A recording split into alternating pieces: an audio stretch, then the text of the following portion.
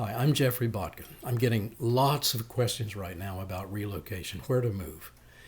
I'm getting more questions than I can cover in one or two videos, and I'll take them little by little in the coming weeks and months. How do you pick a good rural location? Should our destination be in a red state? Will things get so bad in America that I should simply gather up my family and fly out? How did you get, Mr. Botkin, how did you get so many different passports for your family? Now, first, remember, I'll get to these questions. I'll dig into them in this video. But first, remember the basic framework for thinking about moving. Don't move to escape hardship. Move to manage the hardship that you encounter that closes in around you, especially if you're in a city. Don't move to a remote bunker someplace, because you will be needed in a strong community.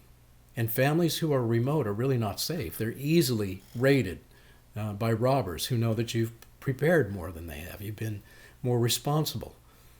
You've been more diligent to put things away when they didn't. And they will find you and raid what you have. It's not a safe strategy. Don't ever presume, here's the next basic responsibility, don't ever presume that you will be permanently safe where you choose to go. You might have to move twice. You might have to move 3 times. Jeff Thomas tells the story of his friend Radomir from Serbia, going back to the 1930s.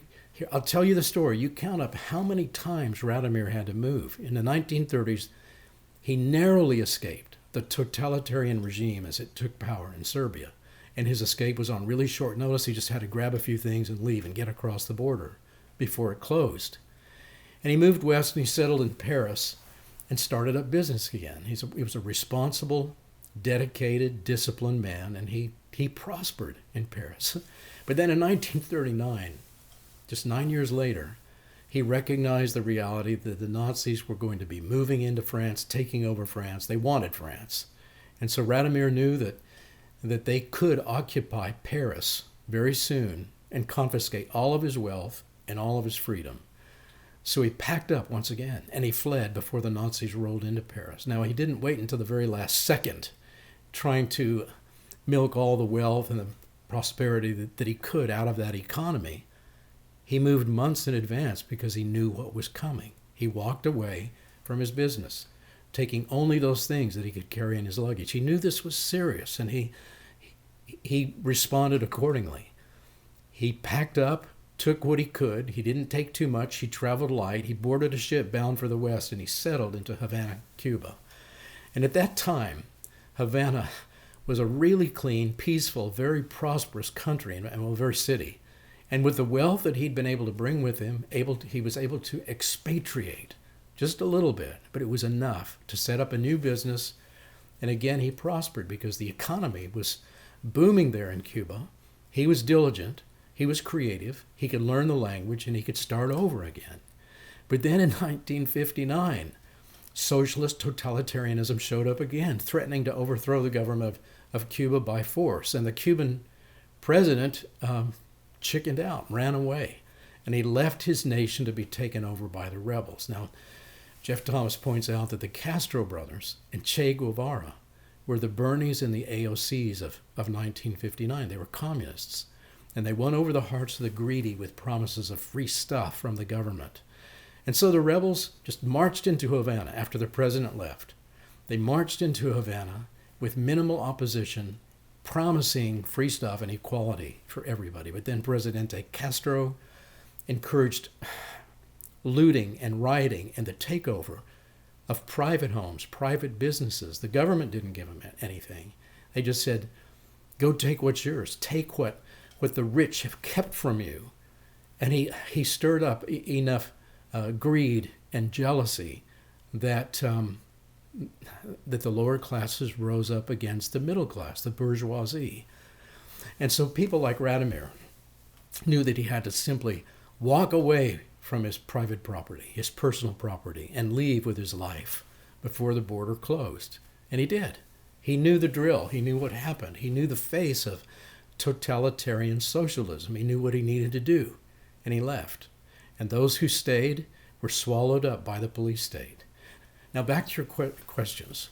How do you pick a good rural location? Well, check out the link in the notes below from a previous video that I did with lists in it that will be helpful to you.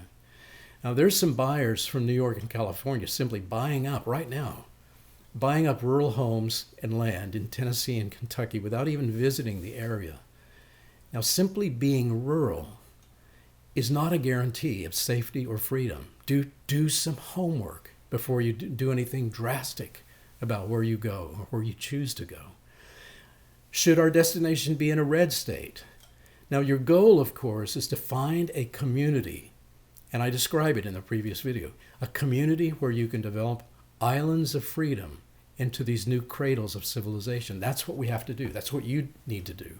You need to be a part of that. You need to be rebuilding a broken economy, which we have right now. Now, some red states are really good for this, but some have blue socialistic governments, and you need to be aware that situations in any state can change pretty quickly.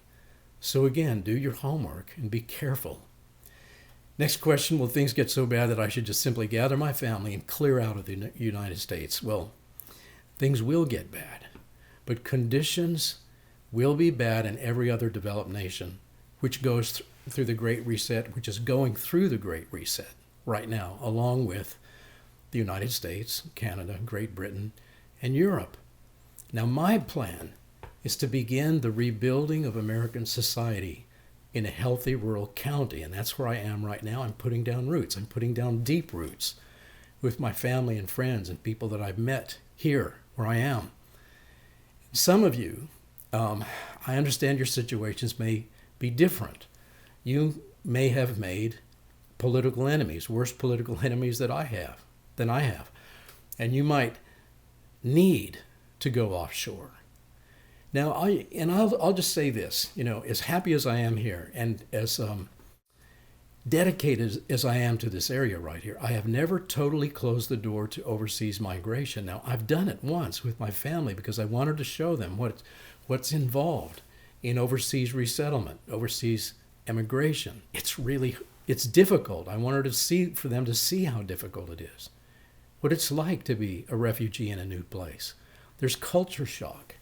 And even if you're going to a nation that speaks the same language that you have.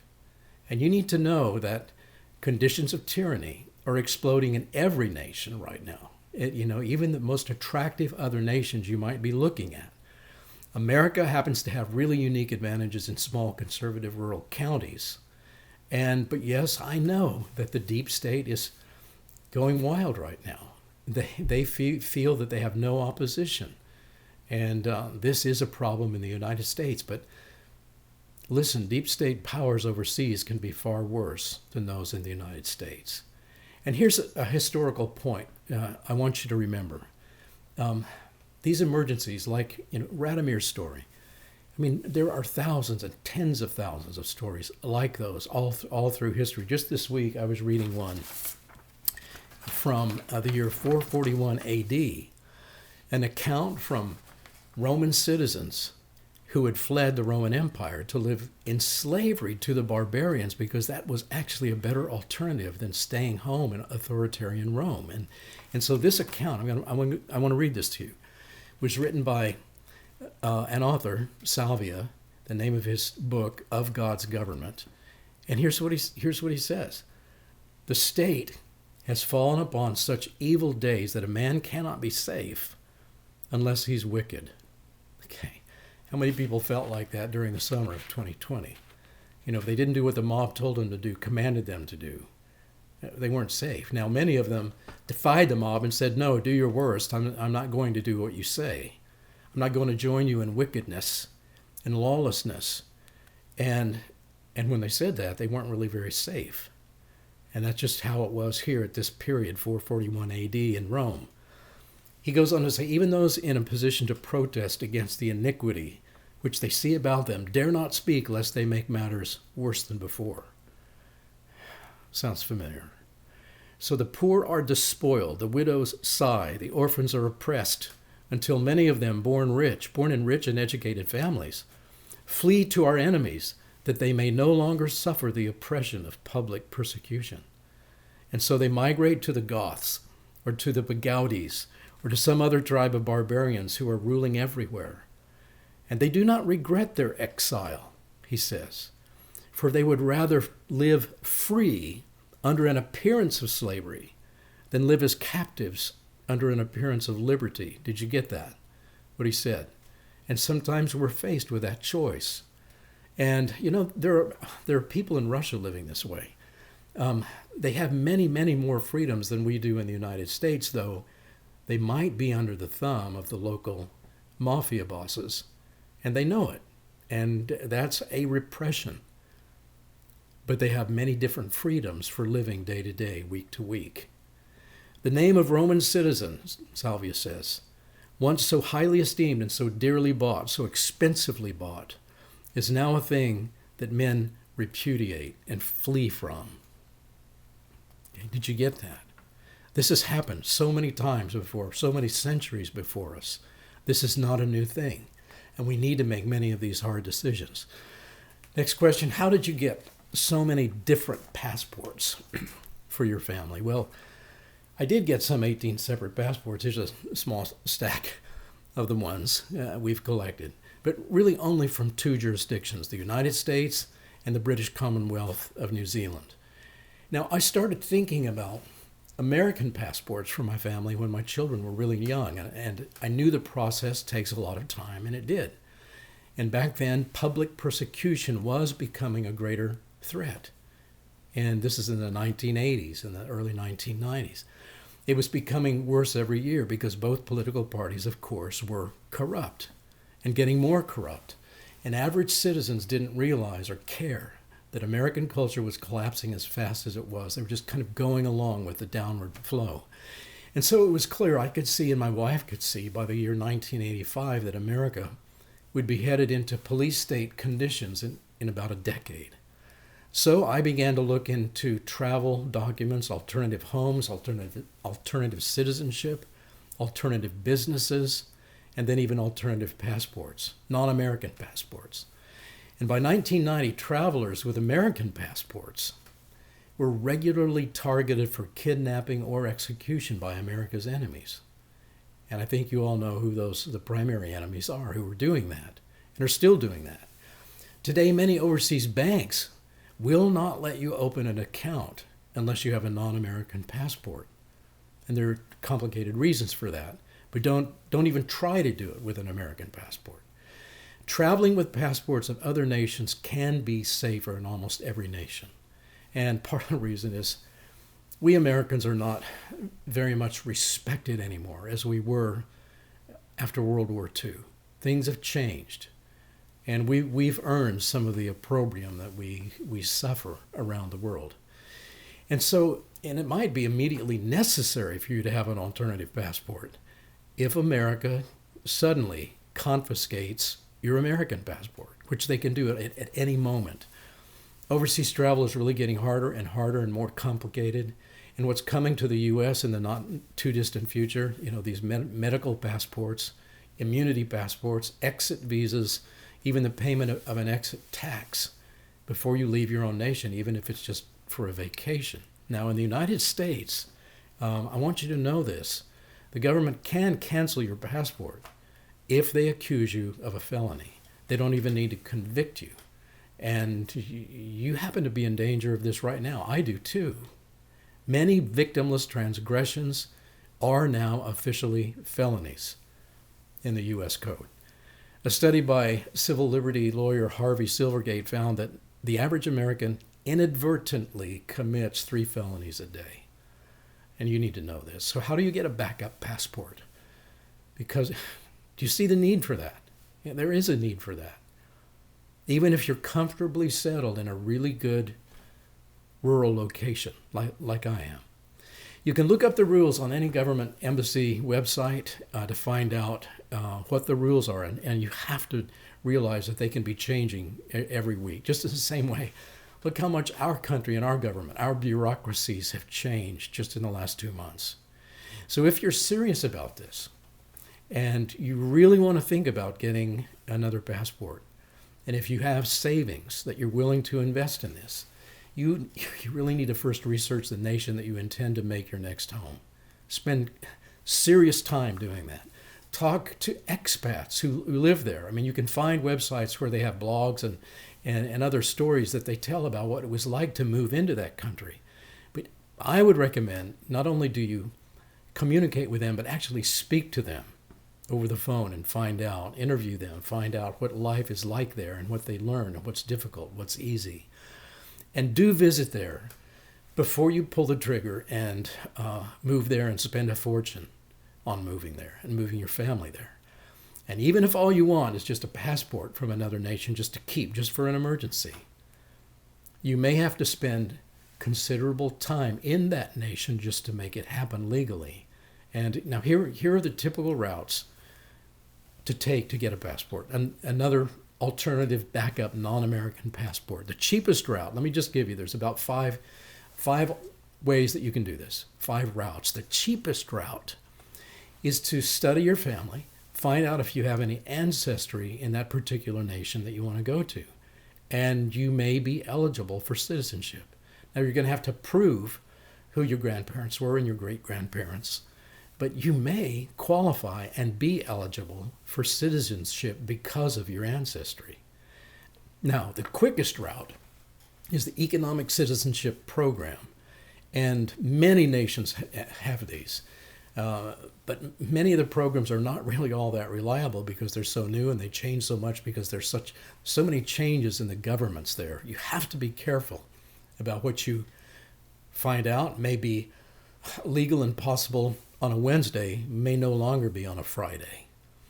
And so the way that this one works is you make a substantial payment or an investment into a nation, and it's going to be in the 6 figures.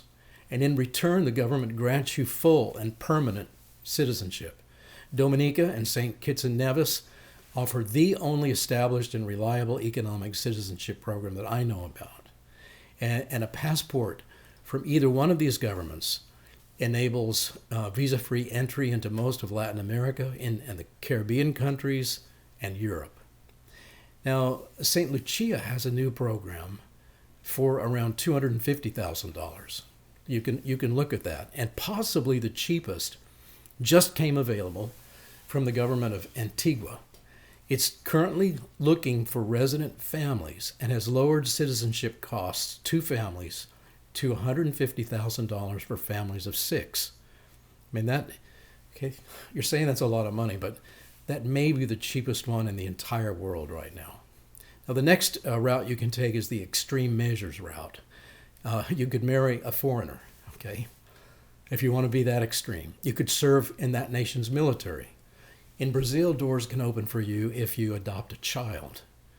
And route number 4, and this is the one that our family followed in the government of New Zealand, was residency. Most countries will grant citizenship after 5 to 7 or maybe more years of permanent residency. Now, it's not easy to get permanent residency. It can be very difficult.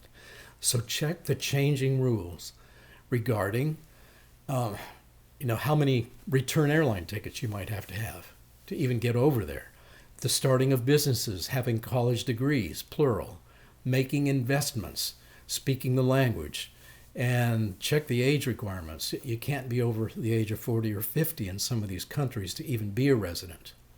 So if you saw my earlier video about relocation to Russia, you'll know that I'm not going overseas. I mean, even though I have alternative passport, I have a valid American passport. I have found an island of freedom in Tennessee, and I have no plans to renounce my citizenship and just walk away from the United States, even though the deep state is closing in at very rapid speed. With the rise of what? You've seen all this yourselves. Wherever you live in the United States, the rise of woke moms who get preferential treatment in the courts, which is really actually injustice.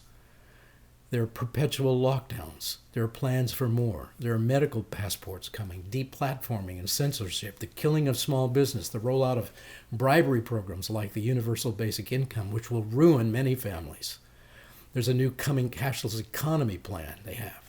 The negation of national borders and the erosion of American sovereignty. Yeah, I see all these things happening.